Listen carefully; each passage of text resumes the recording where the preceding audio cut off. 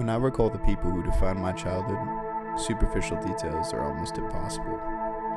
All I can remember are their passions, their mannerisms, the ideals they stood for. My father, for example, when I was young, he would talk about how important strength was, physically, of will, and of character. To him, it was the only measure of human quality. I spent most of my childhood searching for that strength in myself, in family, and in everyone else. To me, boxing was the purest manifestation of the quality I valued most.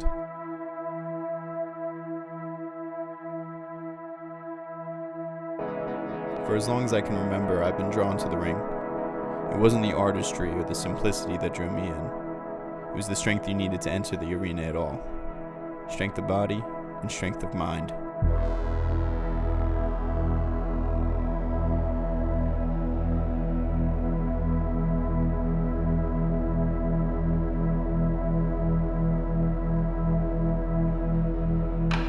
As soon as I was old enough to take up gloves, the ring became my own. Boxing was never just a hobby. It was an escape from reality. It was the only time I felt I wasn't alone. It filled a hole in my life and my identity that I never recognized until it was gone. There aren't many cases where life is that kind, where it hands you meaning on a silver platter, so you find your instance and you cling to it. If your pursuit is a good fit, it consumes you. It envelops your world until it's present in every thought. When I train, my only focus is overcoming the fiery pain in every muscle, and the bigger picture fades away. When my challenge and my destination are the same, it puts life in perspective, makes it easier to live in the moment.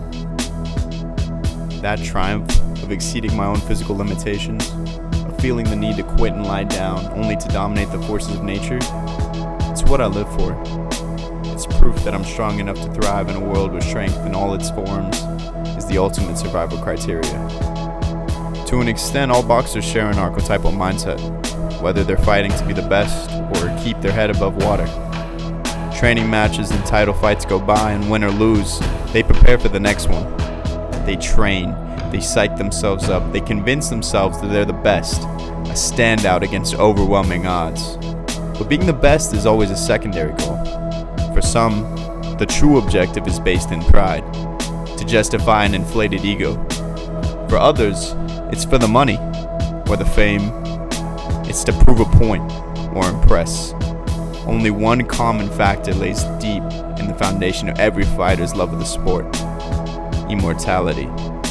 Regardless of the goal, no matter what our reasons are for loving the sport, for pushing ourselves past our limits, for throwing ourselves into every fight like our lives are on the line, they're all rooted in immortality. I'm no different. Every move I make is for the sake of eternity.